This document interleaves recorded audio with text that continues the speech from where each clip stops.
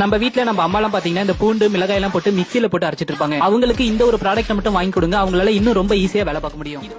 நானும் இதே product order போட்டு வாங்கியிருக்கேன். எப்படி ஒர்க் ஆகுது அப்படின்னு சொல்லிட்டு பார்க்கலாம். இதோட பிளாஸ்டிக் குவாலிட்டி எல்லாமே சூப்பராக இருந்தது. பிளேடு கொடுத்துருந்தாங்க, கீழே ஒரு டப்பா, மேலே ஒரு மூடி மாதிரி கொடுத்துருக்காங்க. அதுக்கப்புறம் நம்ம ப்ரெஸ் பண்ணுறதுக்கு கொடுத்துருக்காங்க. அந்த ப்ரெஸ் பண்ணுறதுலே நம்மளுக்கு லாக் அன்லாக் அப்படி சொல்லி கொடுத்துருக்காங்க. பிளேடு பார்க்கும்போது ரொம்பவே சூப்பராக இருந்தது. அந்த பாக்ஸ் ஓப்பன் பண்ணி பிளேடை இந்த மாதிரி வச்சுட்டு, நார்மலாக எல்லார் வீட்டுமே சாப்பர் ஆல்ரெடி யூஸ் பண்ணிட்டு தான் இருப்போம், அந்த மாதிரி தான் இந்த சாப்பர் இருக்கும். இதில் வந்து லாக் அன்லாக் இருக்குது. அந்த லாக்கை ஓப்பன் பண்ணால் இந்த மாதிரி மேலே வந்துடும். அதை இப்படி வச்சுட்டு இந்த மாதிரி ப்ரெஸ் பண்ணால் நமக்கு சூப்பராகவே காய்கறி எல்லாமே கட் ஆயிரும். அதை நார்மலாக வச்சு இந்த மாதிரி ப்ரெஸ் பண்ணும்போது நல்லா சூப்பராகவே சுற்றிச்சு. இப்போ நான் ஒரு பல்லாரி போட்டிருக்கேன். பல்லாரி போட்டு நான் ப்ரெஸ் பண்ணுறேன் பாருங்கள்.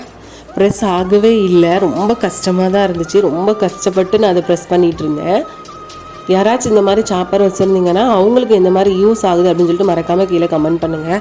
ரொம்ப நேரமாக போட்டு அமுக்கி பார்த்து அதுக்கப்புறம் தான் கொஞ்சம் நேரம் கழித்து அதை ப்ரெஸ் பண்ணாலும் அது டைட்டாக பிடிச்சிட்டே இருந்துச்சு. கொஞ்சம் கஷ்டமாக தான் இருந்தது. ஆனால் அது ப்ரெஸ் பண்ணும்போது ஈஸியாகவும் கட் பண்ணுறதும் ரொம்ப சூப்பராகவே கட் பண்ணிச்சு. எதுக்கு இப்படி டைட்டாக இருக்குது அப்படின்னு சொல்லிட்டு எனக்கு தெரியல.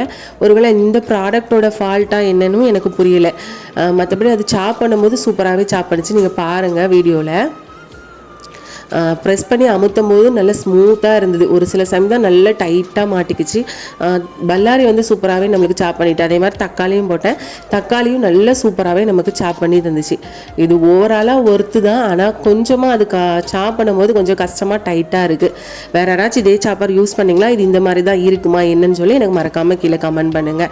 பாருங்கள், தக்காளி சூப்பராகவே ஸ்மாஷ் ஆகிட்டு, அதே மாதிரி பல்லாரியும் நல்லா பொடியாக நம்மளுக்கு கட் பண்ணி தந்துட்டு நம்மளுக்கு வேலை வந்து ரொம்ப சீக்கிரமாகவே முடிகிற மாதிரி தான் இருந்தது. இந்த லாக் அன்லாக் மெத்தட்லாம் கொடுத்துருக்கனால ரொம்பவே ஈஸியாக தான் இருந்தது. இந்த ப்ராடக்ட் வேணால் உங்களுக்கு லிங்க் வந்து டேக் பண்ணியிருக்கேன், மறக்காமல் செக் பண்ணி பார்த்துக்கோங்க. வீடியோ பிடிச்சிருந்தா மறக்காமல் லைக் பண்ணிட்டு ஷேர் பண்ணிட்டு கமெண்ட் பண்ணிக்கோங்க.